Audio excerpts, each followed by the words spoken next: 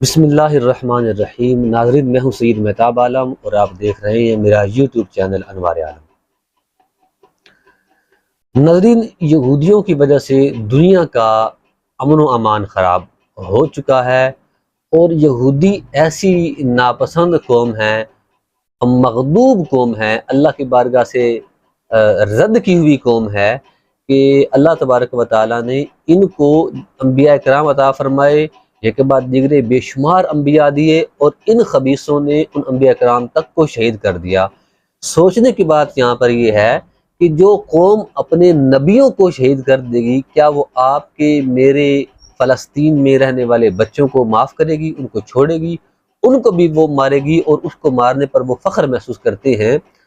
حدیث پاک میں ہے، مقاصد حسنہ صفحہ نمبر 421 پر یہ حدیث پاک ہے، نبی کریم صلی اللہ علیہ وسلم نے فرمایا، ما خلا یہودی یعنی بمسلم الا ہما بقتلہ، کہ دو یہودی جب ایک مسلمان کے ساتھ جمع ہوں، تنہائی میں آئیں، تو اس کو قتل کرنے کا ہی ارادہ کریں گے۔ اور ایک روایت میں ہے، ما خلا قط یہودی، کہ جو بھی یہودی مسلمان کے ساتھ تنہائی اختیار کرے گا، مگر اس کے دل میں یہ خیال ضرور آئے گا کہ میں اس کو مار دوں۔ تو یہ بڑے ہی بغیض اور بڑے ہی بغض رکھنے والی قوم ہے۔ یہ انبیاء کرام کو انہوں نے یقتلون النبیین بغیر حق، نبیوں کو ناحق انہوں نے شہید کیا ہے، تو یہ آپ کے اور میرے بچوں کو بھی معاف نہیں کریں گے۔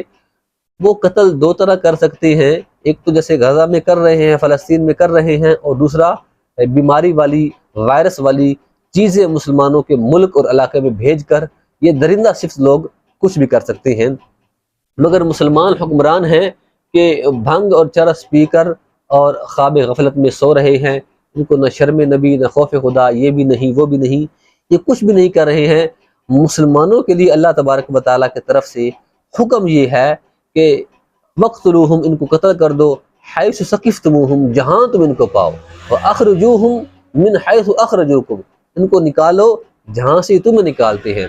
جب تک مسلمان یہودیوں کے ساتھ انہی کی زبان میں بات نہیں کریں گے، تب تک یہ دنیا میں امن قائم نہیں ہوگا۔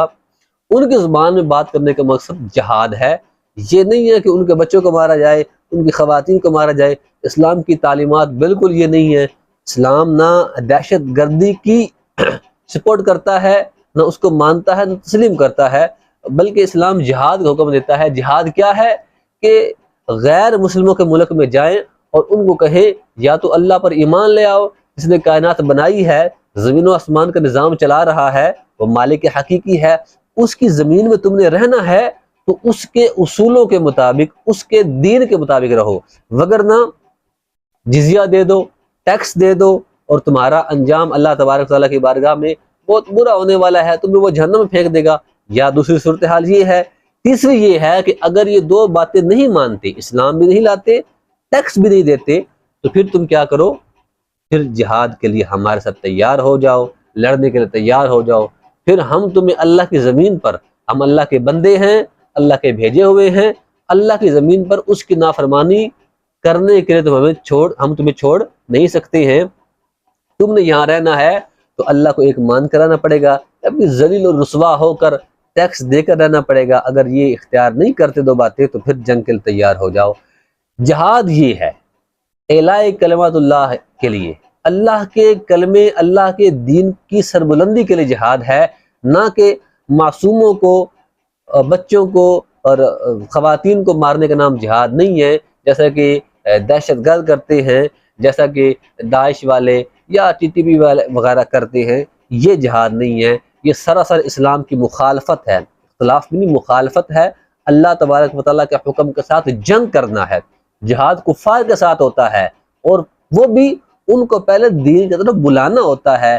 یہ مسلمانوں کو مارتے ہیں۔ اب یقین کیجئے، دنیا میں امن جو قائم ہوگا فقط جہاد کے ذریعے ہو سکتا ہے۔ اب ڈائلاگ کا اور مکالموں کا وقت گیا کہ ایک میز پر بیٹھے اور کانفرنس سے کر لیں اور صلح صفائی ہو جائے، اور ملکوں میں، تمام ملکوں میں نظام اچھا آ جائے، امن نافذ ہو جائے۔ ایسا نہیں ہونے والا۔ دجال کے آنے کی مکمل تیاری وہ کر چکے ہیں، اور اس کے لیے وہ کسی بھی حد سے گزر جائیں گے۔ اور یہ یہودی ایسے ناپسند قوم ہے۔ یہی وجہ ہے کہ یہ مسلمانوں کو مارنے کی کوئی بھی وجہ چھوڑتے نہیں ہیں اور کوئی بھی ایک موقع خالی نہیں جانے دیتے۔ اب ان کے ہر ایک کے دل میں ہے کہ مسلمانوں کو موقع ملے ہم مار دیں، اور جس نے گمان کیا، جس نے ارادہ کیا، پکی نیت کی، گویا کہ وہ مارنے والا ہی ہے۔ یہی وجہ ہے کہ مسلمانوں کے یہ قاتل شمار ہوتے ہیں، اور کل قیامت کے دن یہ اسی وجہ سے جہنم میں جائیں گے۔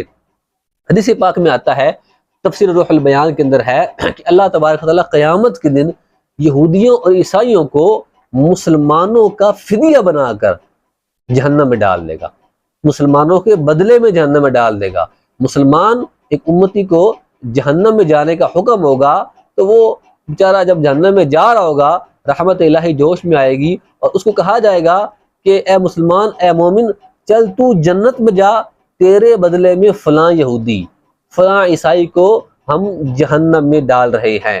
تو یہ یہودی اور عیسائی کل قیامت کے دن مسلمانوں کے لیے فدیہ بن جائیں گے، ان کے بدلے میں جہنم میں جائیں گے۔